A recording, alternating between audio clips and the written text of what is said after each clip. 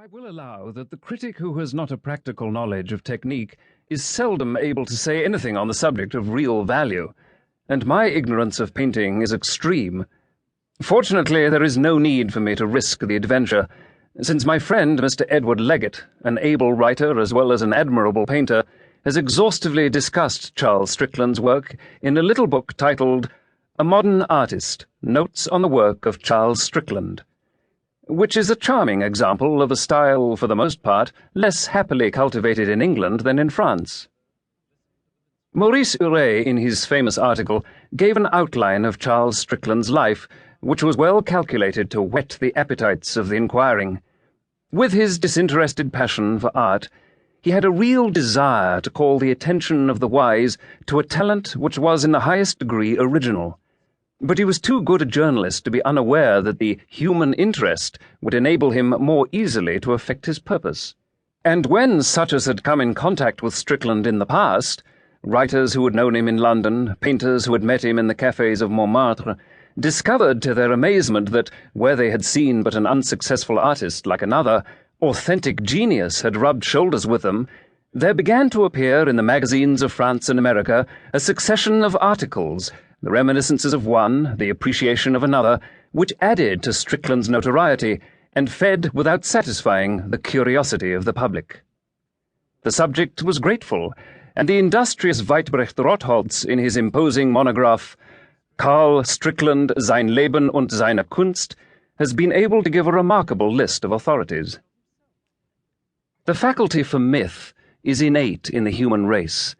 It seizes with avidity upon any incidents, surprising or mysterious, in the career of those who have at all distinguished themselves from their fellows, and invents a legend to which it then attaches a fanatical belief.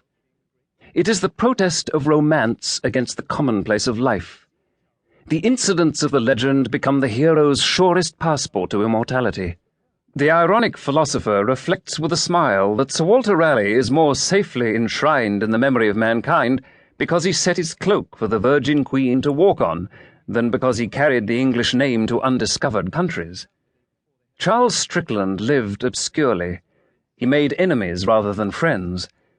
It is not strange, then, that those who wrote of him should have eked out their scanty recollections with a lively fancy, and it is evident that there was enough in the little that was known of him to give opportunity to the romantic scribe. There was much in his life which was strange and terrible, in his character something outrageous, and in his fate not a little that was pathetic. In due course a legend arose of such circumstantiality that the wise historian would hesitate to attack it. But a wise historian is precisely what the Reverend Robert Strickland is not.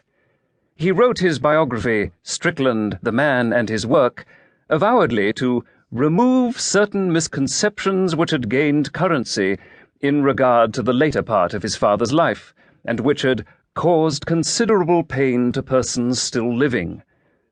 It is obvious that there was much in the commonly received account of Strickland's life to embarrass a respectable family. I have read this work with a good deal of amusement, and upon this I congratulate myself, since it is colourless and dull. Mr. Strickland has drawn the portrait of an excellent husband and father, a man of kindly temper, industrious habits, and moral disposition.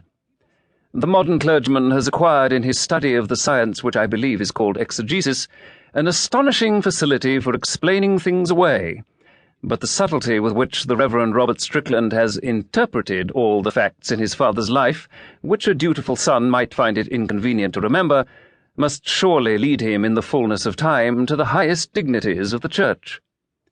I see already his muscular calves encased in the gaiters episcopal. It was a hazardous, though maybe a gallant thing to do, since it is probable that the legend commonly received has had no small share in the growth of Strickland's reputation.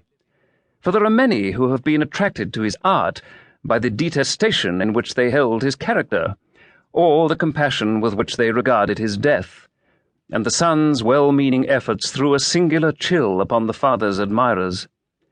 It is due to no accident that when one of his most important works, The Woman of Samaria, was sold at Christie's shortly after the discussion which followed the publication of Mr. Strickland's biography, it fetched £235 less than it had done 9 months before.